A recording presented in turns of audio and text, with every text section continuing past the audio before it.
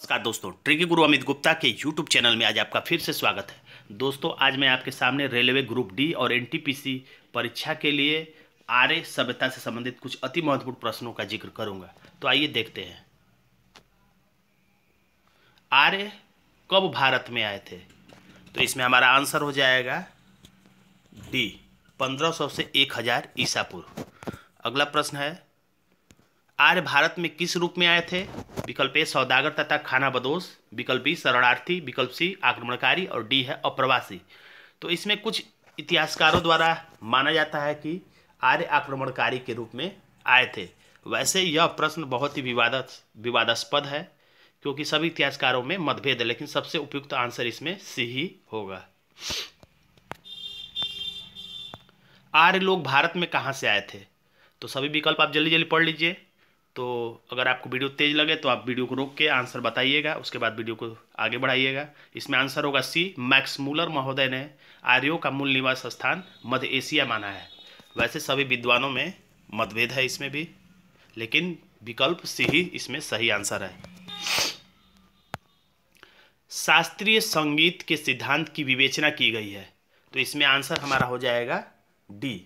इसमें ट्रिक आप ये याद रखिएगा, संगीत कब गाना चाहिए? तो शाम के समय संगीत का अभ्यास रियाज करना चाहिए।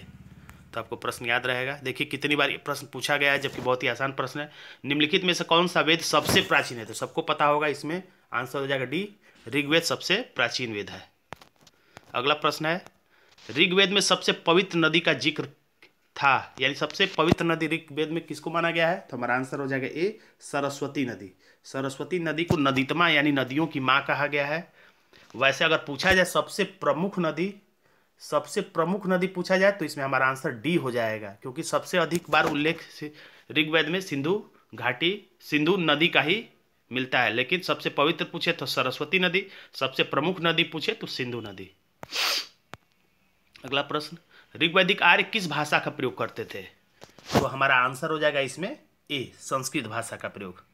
अगला प्रश्न, स्कंद पुराण में गढ़वाल को किस नाम से जाना जाता था? तो हमारा आंसर हो जाएगा ए, केदारखंड। अगला प्रश्न देखते हैं, वैदिक देवता इंद्र ईश्वर थे किस चीज के? तो हमारा आंसर हो जाएगा इसमें सी, वर्षा एवं वज्र के देवता। ये पुरंदर भी कहे जाते हैं, दुर्गों को तोड़ने वाले। आर्य अधिकतर युद्ध पर निकलने से पहले इनकी पूजा करते थे। शब्द निष्क का अर्थ वैदिक काल में आभूषण था, जिसका अर्थ बाद में किस रूप में प्रयोग होने लगा? तो आंसर हमारा हो जाएगा डी, सिक्के के रूप में। ऋग्वेद में वर्णित देवताओं में सबसे प्रमुख देवता है, यानी कि ऋग्वेद की काल के सबसे प्रमुख देवता कौन थे? तो हमारा इसमें आंसर हो जाएगा इंद्र, क्योंकि इसका ऋग्वेद में 250 बार उल्लेख आया है, 250 श्लोक हैं इंद्र की स्तुति में। अगला प्रश्न है, वैदिक धर्म का मुख्य लक्षण इसमें से किसकी उपासना थी?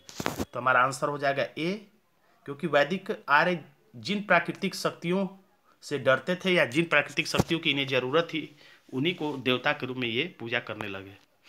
अगला प्रश्न है, भारत के प्रतीक चिन्ह का आधार पट्टी पर अंकित शब्द सत्यमेव जयते किससे लिए गए हैं? तो मोस्ट इंपॉर्टेंट प्रश्न है, अधिकतर परीक्षाओं में पूछा जाता है ये, और सबको पता भी होगा। आंसर हो जाएगा डी, मुंडकोपनिषद। अगला प्रश्न देखते हैं, गायत्री मंत्र का सर्वप्रथम उल्लेख कहाँ मिलता है? तो गायत्री मंत्र का उल्लेख सर्वप्रथम ऋग्वेद में मिलता है, ये सबको पता है, और ये सविता को समर्पित है। जो सूर्य की पहली किरण होती है, सविता को समर्पित है। और इसे लिखा है किसने? तो याद रखिएगा विश्वामित्र ने लिखा है, न कि वशिष्ठ ने। तो आप याद रखिएगा विश्व में सबसे चर्चित मंत्र कौन सा है विश्व में? तो गायत्री मंत्र है। तो गायत्री मंत्र विश्व में चर्चित है, तो विश्वामित्र ने लिखा है। और ये भी याद रखिएगा कि ये ऋग्वेद के 3रे मंडल में इसका उल्लेख है। पुराणों की कुल संख्या कितनी है? तो इसमें हमारा आंसर हो जाएगा बी, अर्थात 16। अगला प्रश्न देखते हैं, ऋग्वैदिक काल से पूर्व आर्यों का मुख्य व्यवसाय क्या था? तो ऋग्वैदिक आर्यों का मुख्य व्यवसाय अगर पूछता है तो इसमें आंसर हो जाएगा पशुपालन, क्योंकि प्रारंभिक आर्य जो थे वो पशुचारी थे। पाणिनि किस विषय के प्रसिद्ध विद्वान थे? तो पाणिनि ने अष्टाध्यायी लिखा था, और अष्टाध्यायी समर्पित है भाषा और व्याकरण के लिए। कभी कभी ये भी पूछता है कि अष्टाध्यायी किस विषय से संबंधित है, तो व्याकरण से संबंधित है। 4 आश्रम निम्नलिखित में से संबंधित हैं, यानी 4 आश्रम क्या है, तो इसमें आंसर हो जाएगा ए, जीवन के चरणों से संबंधित है। 4 आश्रम बताए गए हमारे वैदिक साहित्यों में, और इसमें पहला आश्रम है ब्रह्मचर्य आश्रम, और दूसरा है गृहस्थ आश्रम, तीसरा है वानप्रस्थ आश्रम, और चौथा है संन्यास आश्रम। ये सब 25-25 वर्ष पर निर्धारित किए गए हैं। 25 वर्ष तक ब्रह्मचर्य आश्रम, 25 से 50 वर्ष तक गृहस्थ आश्रम, और 50 से 75 वर्ष तक वानप्रस्थ आश्रम, और 75 से 100 साल तक संन्यास आश्रम, अर्थात जीवन 100 वर्ष का माना जाता था। अगला प्रश्न देखते हैं, वैदिक युग के लोगों द्वारा सर्वप्रथम किस धातु का प्रयोग किया गया है? इस प्रश्न का उल्लेख हम लोगों ने सिंधु घाटी के सप्ताह में भी किया था। तो किस धातु का मानव ने प्रयोग किया, तो तांबा का। मैंने याद करने के लिए ट्रिक भी बताया था, तावा पर ही रोटी बनता है, इसलिए सबसे पहले तावा का इस्तेमाल, यानी कि इससे आपको याद आ जाएगा तांबा। अगला प्रश्न है, वैदिक युग में विकल्प में से आपको बताना है कि क्या सही है, तो विकल्प डी सही है, अनुलोम विवाह स्वीकृत था। अनुलोम विवाह का अर्थ है कि उच्च वर्ग का पुरुष अपने से कनिष्ठ वर्ग की स्त्री से विवाह कर सकता था। यानी अगर ब्राह्मण वर्ग का पुरुष है तो क्षत्रिय वर्ग से की स्त्री से विवाह कर सकता था, लेकिन स्त्री वर्ग का पुरुष ब्राह्मण वर्ग की स्त्री से विवाह नहीं कर सकता था। अगला प्रश्न है, हिंदू विधि पर एक पुस्तक मिताक्षरा लिखी गई है, किसने लिखी है, तो वो लिखी है विज्ञानेश्वर ने। तो याद रखने का ट्रिक ये है, मीत मतलब मित्र कौन होता है, तो विज्ञान मित्र भी होता है और शत्रु भी होता है।